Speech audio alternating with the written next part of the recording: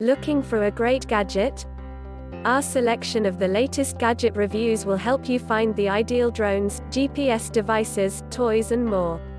Also the latest reviews on laptop, mobile phone reviews, tablets, cameras and other gadgets reviews. Please like and subscribe to our channel and click the bell icon to get new video updates. iPhone 11 Pro Max review. Guess what, it's a bigger iPhone 11 Pro. If you think the iPhone 11 Pro Max looks familiar, then you've probably already wandered through our hands-on iPhone 11 Pro review and are wondering if the larger model is worth checking out instead. If you haven't, you really should. Don't worry, we'll wait. Well, luckily for you, we've had our hands on both phones at the iPhone 11 launch event, and we're primed to give you the inside scoop on what's actually different between the two models. Spoiler, it's mostly that this one is a little bit bigger than the iPhone 11 Pro. Like that smaller device, the Pro Max looks very similar to 2018's iPhone, with an almost identical design and screen shape. However, there's still a fair bit to pick through, and the iPhone XS Max was the phone of choice for a number of users last year, thanks to its larger battery and more expansive screen. In fact, 2018's XS Max was the most powerful and well-specified iPhone of all time, so how impressively does the iPhone 11 Pro Max pick up that baton? iPhone 11 Pro Max launch date, September 10th. iPhone 11 Pro Max pre-order date, September 13th. iPhone 11 Pro Max release date, September 20th. iPhone 11 Pro Max price starts at $1,099. If you're looking to get your hands on this gargantuan phone, the iPhone 11 Pro Max release date has been set for Friday, September 20th, which means you really don't have long to wait. Already know you want it? Then you'll want to mark the iPhone 11 Pro Max pre-order date of Friday, September 13th in your diary. The price, however, might be a sticking point for many. It's a bit trite to talk about how the high-end model costs more than a MacBook in certain territories. It's true, but this has been the case for years now, and it's really just a sensationalist headline, as they're very different products. However, it does illustrate how expensive the iPhone 11 Pro Max is if you want the very top iPhone. The iPhone 11 Pro Max price starts at $1,099 for the 64GB model. Storage capacity then jumps to 256 GB with an asking price of $1,249 and goes all the way up to $1,449 for the most expensive 512GB model, so if you're not rich enough to swim regularly in a pool of money, it's probably time to get saving. The camera was the most heavily rumored element in the build-up to 2019's iPhone launch, but it's also one of the most powerful elements of the device now. As predicted, the rear array comprises 3 cameras, each with 12MP sensors, a standard shooter, an ultra-wide option and a 2x optical zoom lens. It's only a 4x zoom when you take into account the ultra-wide lens to the telephoto lens. Before we get into the power and versatility that the iPhone 11 Pro camera setup offers, it's important to talk about the large square bump that sits on the rear of the phone. It's needed because there are now 3 sensors and a flash in the mix too, and by having this section raised, the user gets a slimmer device in the hand as well as powerful cameras. It's impossible to pretend that this is an attractive look for the new iPhone 11 Pro. It would be infinitely preferable if the rear was all one smooth piece of glass. And while we're used to the camera bump from Apple, this feels like a step too far. Even though the images we saw in demo seem great, the design matters to users.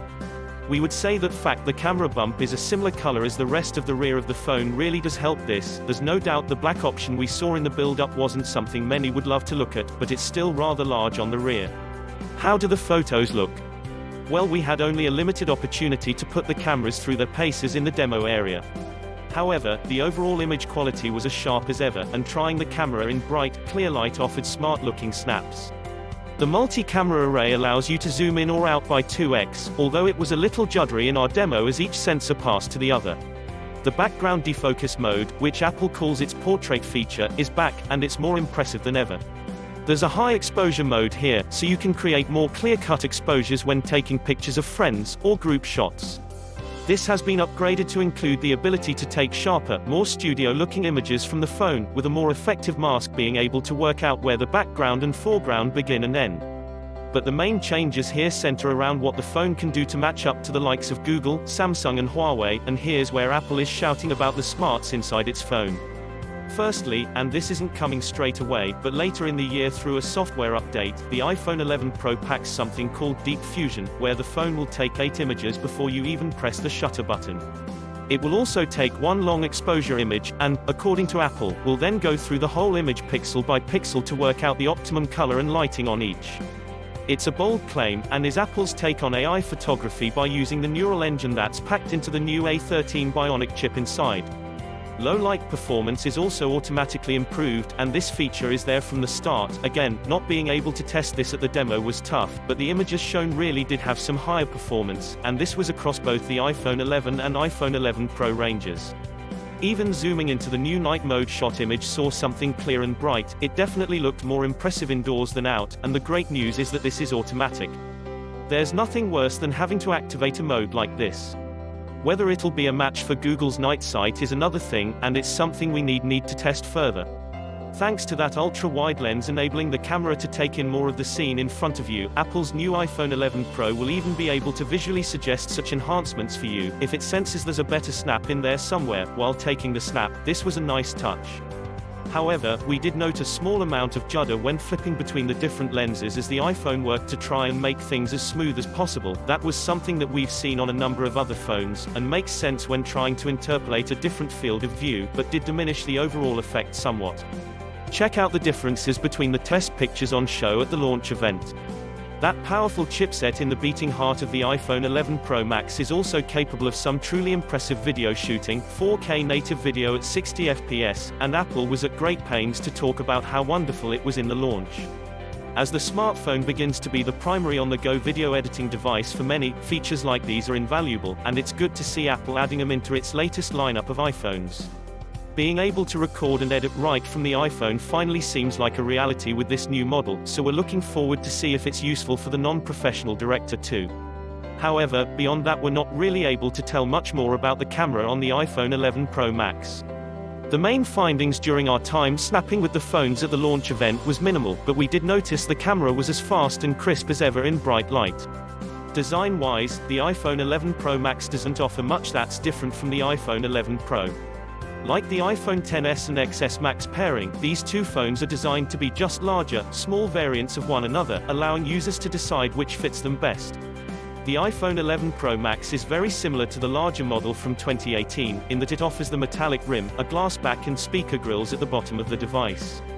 The main change is the aforementioned camera bump. We've had bumps on iPhones for a number of years now, a way to get the phone to feel slim and sleek in the hand while allowing a bit more space for the sensors to draw in more light and improve your smartphone pics. The display panel technology is much the same as last year too. The OLED display remains, meaning clear images, high-resolution sharpness, punchier colors and more vivid contrast between light and dark areas of images. What's new is the Super Retina XDR display, which literally brightens things up with two new peak brightness numbers, 800 nits when you're out in the sun and need the screen bright while viewing non-HDR content, and an impressive 1200 nits when you're out there and happen to be viewing HDR content.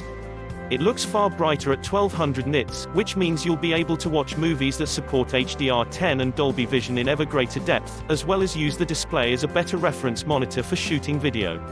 You can watch a range of titles in blinding brightness and still see the dark scenes with clarity. Testing out the movies on offer with the phone showed us nothing new in terms of performance, but this was in the bright, airy demo area and needs a proper session to try it out. The larger 6.5-inch screen still feels large in the hand, even if you're used to using a bigger phone, but that's not to say it's too large. Essentially, if you're picking this phone then you know you're paying to have more to hold. In our opinion, if you can handle the larger screen size, then you should take advantage of it. It offers more real estate for browsing the web, more sharpness, and a better display for watching movies and playing games, all of which are wonderful things to have on a smartphone. Just make sure to get an iPhone 11 Pro Max case in the event of drops, of which there will be a few if you've got larger hands. Like its smaller sibling, the iPhone 11 Pro Max's status as one of the flagship phones from Apple in 2019 means it's showing off the best of iOS 13. The interface is much as you'd expect, especially if you've been using the public build of iOS 13 beta for the last month or two. That doesn't mean there aren't some extra features on offer here with the new 11 Pro. For instance, Face ID has been improved, thanks to the wider field of vision of the front-facing camera. The main thing that we tried out in our preview time was the gaming capabilities of the new iPhone 11 Pro Max. We're not going to get used to that name anytime soon. A lot was made of the fact the A13 Bionic chipset is not only the fastest in any smartphone, but also one of the most graphically powerful too.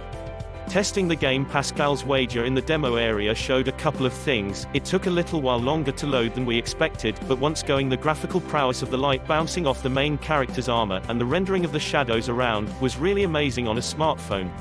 The key question is how this power translates to a long gaming session. Apple is confident it can keep things trucking along for the entire time, but let's find out how that affects the power levels over a longer session.